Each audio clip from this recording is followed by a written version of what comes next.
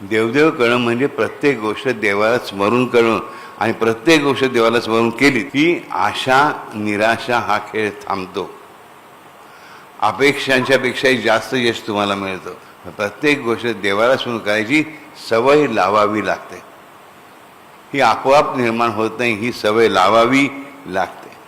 उठल्यानंतर पहिले आपण प्रत्यक्ष जीवनातली गोष्ट काय करतो, पहिली जर आपण गोष्ट करतो आपण आरशात पाहतो. ही खरं म्हणजे चांगली सवय आहे, वाईट नाही. परंतु त्या आरसा एकदा सकाळी बघितला तेव्हा ते स्वतःकडे बघून स्वतःला सांगितलं ना, हे तुमचं प्रतिबिंब आरशात दिसतंय, त्या आरशाला प्रतिबिंबाला इमेजला सांगायचं, अरे लक्षात ठेव, तुला आज प्रत्येक गोष्ट देवाला स्मरून करायची. आज कायम शब्द वापरायचा नाही. आज तुला प्रत्येक गोष्ट देवाला स्मरण करायची.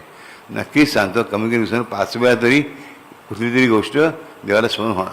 रात्री झोपताना मग हेच सांगायचं, देवा तुला स्मरणात जे काही केलं, तर न स्मरता जे काही केलं सगळ्यात तुझ्या चरणी अर्पण. पण बिछण्यात पडल्या झोप पाहिजे 5 मिनिटाला की 50 मिनिटाला वगैरे, बिछण्यात पहिल्यांदा विचार काय करायचा, हे देवा आजच्या संपूर्ण दिवसात जे जे काही मी केलं तुला आठवून तुला स्मरण करून त्या स्मरण न ठेवता ते सगळं तुझ्या चरणी अर्पण. ते इम्प्रिंट होणारच तुमच्या